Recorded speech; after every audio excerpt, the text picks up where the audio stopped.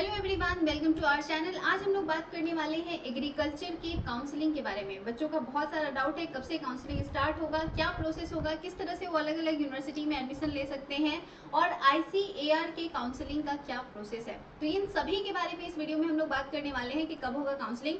सबसे पहले मैं आपको बता दूं कि काउंसलिंग कब होने वाला है। ठीक है, एक डेट शीट मैंने जारी की थी कि अभी तो आपका ऑलमोस्ट 20 जून 22 जून तक वो आंसर की जारी करेंगे। 30 जून तक आपका रिजल्ट आएगा। 30 जून को उन्होंने डेट क्लियर किया हुआ है कि रिजल्ट 30 जून को देंगे। तो 30 जून को रिजल्ट देने के बाद आपकी काउंसलिंग की प्रोसेस स्टार्ट होगी। तब तक क्या करना है, तो तब तक आपको सभी यूनिवर्सिटी की वेबसाइट पे विजिट करना है जिसको भी आपने टारगेट किया है। फॉर एग्जाम्पल आप देख रहे हो एग्रीकल्चर के लिए आपने सबसे पहले सिलेक्ट किया होगा बनारस हिंदू यूनिवर्सिटी, क्योंकि यहाँ पे होता है। इसके अलावा आपने सिलेक्ट किया होगा central university of Himachal Pradesh, या आपने सिलेक्ट किया होगा इसके बाद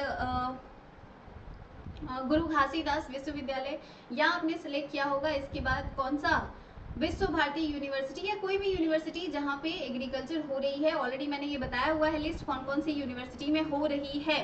नागालैंड यूनिवर्सिटी, तो इन सब में अगर आपने सेलेक्ट किया है तो इनकी काउंसलिंग कब होने वाली है इसका इन सब की वेबसाइट पे जाओगे तो वहाँ पे आपको पता चलेगा। अब यहाँ पे हम लोग बात कर लेते हैं कि कैसे होगा। तो सीयूईटी के काउंसलिंग के थ्रू इन सब का होगा। मतलब आपने अगर बीएचयू सेलेक्ट किया है, ठीक है, तो आपको क्या करना है, बीएचयू की वेबसाइट पे जाना है और यहाँ पे आप देखोगे अंडर ग्रेजुएट प्रोग्राम। यहाँ पे इंफॉर्मेशन बुलेटिन दी गई है अभी तक, लेकिन रजिस्ट्रेशन विंडो ओपन नहीं हुआ है। ओपन कब होगा, तो कुछ दिनों में हो जाएगा, क्योंकि लास्ट ईयर एडमिशन प्रोसेस काफी लंबा गया था। इस बार उतना लंबा नहीं जाने वाला है, मतलब बहुत जल्दी सेशन इस बार स्टार्ट कर देना है।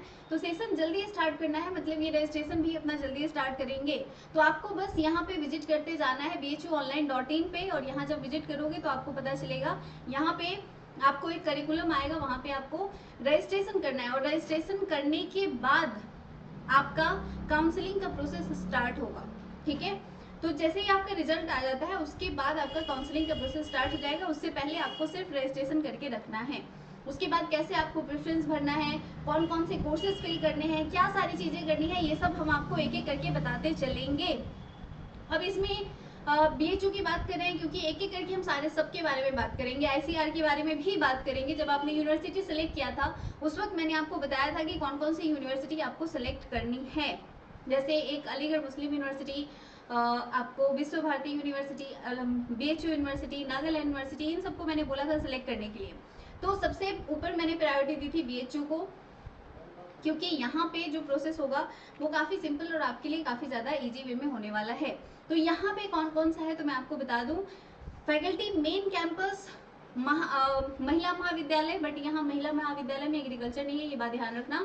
राजीव गांधी साउथ कैंपस में, तो ये दो जगह आपकी एग्रीकल्चर की पॉसिबिलिटी है। बाकी जगह बीएससी की पॉसिबिलिटी है और भी अदर यूजी कोर्सेज के लिए। इसके अलावा इसमें 4 एफिलिएटेड कॉलेजेस हैं, जैसे आर्य महिला PG college, DAV college, Basanta कन्या विद्यालय और बसंत कॉलेज।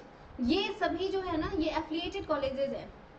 इनमें भी एडमिशन होगा तो आपका जो फाइनल मार्कशीट आएगा, रिजल्ट आएगा, वो आपका बीएचयू के थ्रू ही मिलेगा। बस ये एफिलिएटेड है क्योंकि कैंपस के बाहर है, तो आपको ये ध्यान रखना है। इसके अलावा किस में कितनी सीट्स है, क्या सारी चीजें हैं, ये सब डिटेल यहाँ पे दिया हुआ है। यूजी वाले बाकी जो भी कोर्सेज के हैं वो जब सब जाके अपना पता कर लोगे। ठीक है, तो ये तो बात हो गई इसके बारे में। अब हम लोग बात कर लेते हैं कि आपने जब यहाँ पे सेलेक्ट किया था तो आपने सेलेक्ट किया था किसको, आईसीएआर को। ठीक है, ये रहा आपका आईसीएआर। ये आपका एक्चुअली आता है स्टेट यूनिवर्सिटीज के अंदर। ठीक है, आप यहाँ पे सर्च करके देख सकते हो आईसीएआर। ठीक है, ये रहा आपका आईसीएआर। ठीक है, तो आईसीआर जैसे आपने सिलेक्ट किया है तो इसका जो काउंसलिंग होगा वो सीयूईटी की काउंसलिंग से एकदम अलग है। ध्यान से समझना है इस बात को, सीयूईटी की काउंसलिंग अलग है और आईसीआर की काउंसलिंग अलग है। क्योंकि आईसीएआर जो है उसके अंदर ऑलमोस्ट 70+ कॉलेजेस हैं और इन सभी कॉलेजेस में अलग अलग फैकल्टीज हैं। जैसे जनरली जो बच्चे तैयारी कर रहे हैं उनके दिमाग में एक ही होता है कि बीएससी एग्रीकल्चर करना है, बट सिर्फ बीएससी एग्रीकल्चर नहीं है। फॉरेस्ट्री है, फिशरी है, हॉर्टिकल्चर है, आपका फूड टेक्नोलॉजी है, डेयरी टेक्नोलॉजी है, तो ऐसी बहुत सारी ब्रांचेज हैं जो इसके अंदर आती हैं। तो उन सभी के लिए अलग अलग कॉलेजेस हैं और काफ़ी सारी कॉलेजेस हैं। इनफैक्ट ये आ रहा है कि 10 ब्रांचेस नई पिछली बार खुली थी जिसमें ऑलमोस्ट 500 से ज़्यादा सीट्स बढ़ी हैं, तो टोटल सीट ऑलमोस्ट 5000 के अराउंड है सिर्फ आईसीआर के अंदर। बाकी सारी कॉलेजेस अलग है, तो आईसीआर को छोड़ के बाकी सभी कॉलेजेस की जो काउंसलिंग होगी वो सीयूईटी की होगी, लेकिन आईसीआर का अपना काउंसलिंग प्रोसेस होता है। ये कब से स्टार्ट होगा तो अभी तक इसकी कोई इन्फॉर्मेशन नहीं दी गई है। ये आईसीआर का वेबसाइट है, यहाँ पे आप जाके देखोगे तो यहाँ पे अभी तक सिर्फ पीजी और पीएचडी के बारे में बताया गया है, यूजी के बारे में कोई इन्फॉर्मेशन नहीं आई है। जैसे ही यहाँ पे कोई इन्फॉर्मेशन आएगी हम आपको इन्फॉर्म कर देंगे, इसके लिए आपको चैनल को सब्सक्राइब कर लेना है। और ऑलरेडी पिछले साल मैंने बहुत सारे बच्चों की काउंसलिंग में हेल्प की थी, इनफैक्ट उससे पहले भी कैसे काउंसलिंग करना है, क्या प्रेफरेंस लिस्ट भरना है आपको, किस तरह से आपको कॉलेज और किस तरह से आपको सारी चीज़ें सेलेक्ट करनी है, इन सभी के ऊपर बहुत ही डिटेल में मैंने बहुत सारी वीडियोस हैं, आप जाके उन्हें देख सकते हो। इस बार से मैं सोच रही हूँ कि आपकी पेड काउंसलिंग भी स्टार्ट की जाए, इसलिए क्योंकि फ्री की चीज़ों की कोई खास वैल्यू होती नहीं है, तो बहुत मिनिमम प्राइस पे मैं आपको प्रेफरेंस लिस्ट प्रोवाइड करूँगी आपके रैंक के अकॉर्डिंग। आपको कौन से कोर्स मिल सकते हैं, कौन से कॉलेजेस मिल सकते हैं, क्या सारी चीज़ें होती हैं। और ये ऐसे ही नहीं, ये काफ़ी एक्सपीरियंस है बच्चों को। इससे पहले मैं सभी फ्री गाइडेंस देती आई हूँ, वो गाइडेंस अभी भी आपको मिलती रहेगी। बट कुछ चीज़ें हैं जैसे प्रेफरेंस लिस्ट वगैरह है, इसको बनाने में बहुत ज़्यादा वक्त लगता है, बहुत मेहनत लगती है, इसलिए क्योंकि सब बैठ के सब कुछ एनालाइज करना पड़ता है कि क्या सारी चीज़ें होंगी। एक और बात मैं आपको बता दूं, पिछली बार जो एग्ज़ाम हुआ था ना, तो वो 2-3 फेज में हुआ था, मतलब 2-3 फेज वाइज हुआ था, तो उस समय नॉर्मलाइजेशन हुआ था। बट इस बार जो एग्ज़ाम्स हुए आपके एग्रीकल्चर का या इसके एसोसिएटेड सब्जेक्ट यानी कि केमिस्ट्री, फिजिक्स, मैथ्स या बायो का, तो एक ही बार में एग्जाम हुआ है। तो एक बार में एग्जाम हुआ है, दैट मीन्स नॉर्मलाइजेशन आपका नहीं होने वाला है। तो इस बार मार्क्स में फर्क दिखेगा, प्लस इस बार रैंक में फर्क दिखेगा। तो इस बार क्या सारी चीज़ें होने वाली हैं इसके ऊपर मैं एक एक करके लगातार वीडियो लेकर आती रहूँगी, ताकि आपको हेल्प मिले समझने में कि आपको किस तरह से फॉर्म फिल करना है। प्लस आपकी एक रैंक शीट जारी होगी आईसीआर में रजिस्ट्रेशन करने के बाद, उस रैंक के अकॉर्डिंग आपको कॉलेजेस मिलते हैं। तो ये भी आपको ध्यान रखना है कि आपको क्या रैंक मिला है, ठीक है। टॉप रैंकर्स को तो खैर कहीं भी सोचने की जरूरत नहीं पड़ती है, वो तो कुछ भी आप जो आप चाह रहे हो वो आपको मिल जाएगा, तो उनके लिए नहीं सोचना है। वे बच्चे सोचेंगे जिनको मार्क्स कम आ रहे हैं, मतलब जिनको 300-400 नंबर आ रहे हैं, या जो 200 से 300 या 300-400 के बीच में है, मतलब जो बीच में नंबर वाले एकदम कम वाले हो तो वो आउट हैं, वो बाहर हैं, उनको तो खैर पूछना ही नहीं है। लेकिन जो हाईएस्ट स्कोर वाले उनको भी नहीं सोचना है, वो भी जो चाहेंगे उनको मिल जाएगा।